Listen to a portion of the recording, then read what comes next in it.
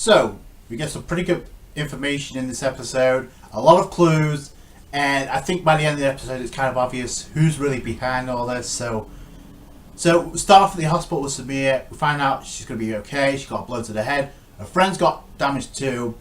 Now we come to find out that actually Naruto was close by, and that was the reason why they're still alive.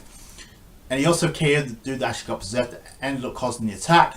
So he was doing surgery being performed by Sakura. So I wonder if we're going to learn anything about that. I guess that's why he's in surgery. Everybody else showed their concern in the class with the exception of Boruto, Shikadai, and Mitsuki end up arriving late. And he's like, apologising up the ass because he realises, had he solved this quicker, he might have been able to prevent this. But it's like, it's not your fault, Boruto. But it's like, yeah, his motivation for apologising, again, it seems like he just wants to solve this out.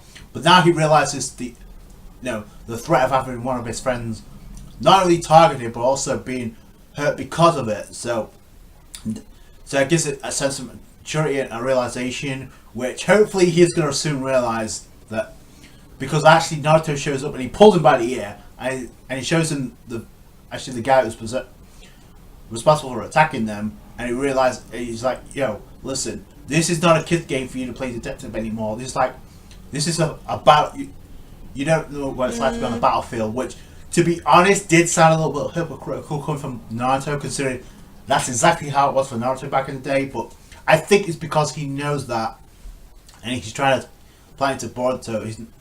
It's not a game for like trying to play detective on a battlefield. So, but we see Chino coming up and says, I know my students better. I know Boruto better than anyone, which I thought was kind of cocky for him to say, but it is kind of true in a way, because he realizes how good Boruto is, which he should be treated as a kid.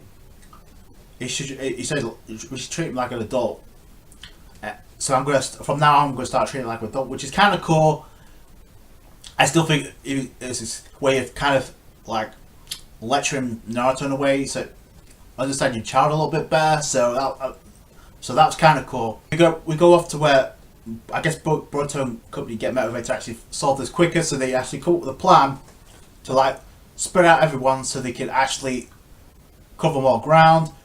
Boruto comes up with the shadow clones, but we see Iwabe, Denki, Melly, Inojin, Chojo actually come to lend their hand so they can actually cover more ground with the search. But this is the crazy thing: the guy that's responsible for actually manipulating the dark chakra that actually absorbs people ends up showing up in a foundation like outfit, and we get a scene with Sai and Naruto where Sai says he wants to be the one to actually to stop this guy and to actually stop him from going down the wrong path like he almost did. So I wonder if Sai's going to be the one to deal with the guy in the cape, because it's obvious there's another person at work here, and I think it's obvious by the end of this episode who it is. So maybe that's going to be the thing where Sai's going to deal with the guy in the foundation mask that's manipulating the dark chakra. But if you notice the way he possesses it, it looks like a snake, right? Which is exactly the same thing that Boruto actually ends up summoning a couple of episodes ago. So I don't think that's a coincidence at all. So I want to know what's going on there.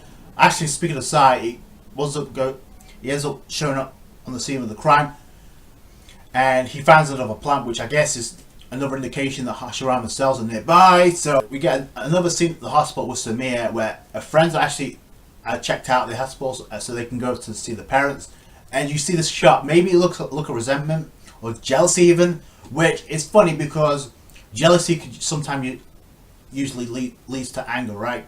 So I get the feeling that Samir might be the one to be attacked next when it comes to the dark chakra. That's just the gut feeling I'm getting, because the guy who's responsible for manipulating dark chakra and possessing people got away because Mitsuki let him go away. I think that's obvious, because he could have taken him down had he wanted to, but it's obvious there's an association going on here, and it's obvious. I just get the vibe that Samir is going to be the next one to be attacked, and given the affection she may have for Boruto, that's going to be even hard for Boruto to even fight. So that could be the plan. So, and it's like Shikadai said in this episode, it looks like this guy knows every move we make, and Have you noticed every time that there's an attack, Mitsuki's the one to say, "Oh, there's been an attack. Look, there's been an attack." I don't think that's a coincidence at all. And given from the preview, we may get to find out sooner rather than later. So I kind of like that, where this direction is going in. It may get some development for Mitsuki as well. And I like the plan they came up with to actually lure the guy who's manipulating the dark chakra to come in. So they go out. It looks like they're going out to check, to spread out to see different locations. But they only did that to make it seem like the coast was clear, so he can come in. The guy in the mask actually possess somebody at the post office. Come to find out, as the guy has a cleaning complex where he wants everything to be neat and tidy. I kind of figured that'd be the case, but a lot of people said the guy that's actually assisting Boruto and company with the work experience was going to be the guy to manipulate it. No, he actually ends up actually trying to protect the mail, so that was kind of cool for his part, I guess. Because in the dialogue he gives is pretty much all this mail is precious to a lot of people, so I've got to be the one to protect it. So, and that Tono Jutsu actually snaps the dude out of it. So then Boruto could be coming with one hit KO. That guy's down, and the possession of the week, the chakra possession of the week is pretty much over with.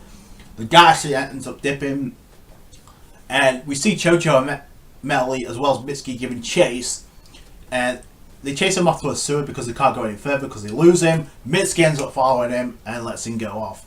So the fact that he has one style and Mitsuki let him go, and they know every move the Boruto company make, I don't think it's a coincidence at all. Now, obviously it's not Mitsuki, so who is it? Is it a clone? Or could it possibly be Orochimaru? So, in company, because remember he has Senju DNA too, because he had Hashirama cells. So, I don't know, at this point, it looks like that's where this is heading. It could end up with a battle between Mitsuki and Boruto, and Sai could show up to actually. So we'll see who the guy behind the mask is soon enough. I have a funny feeling though he's related to Orochimaru in some way, shape or form. So can't wait to find that out. So a really likable episode, great character moments for certain characters. So looks like Samir could be the next one to be manipulated by the dark chakra. So push your comments down below. That's it from me. Thank you so much for watching. Like this review if you did, appreciate that. Comment down below your thoughts about this episode. Subscribe to the channel for more Boruto. Catch you guys later. Bye.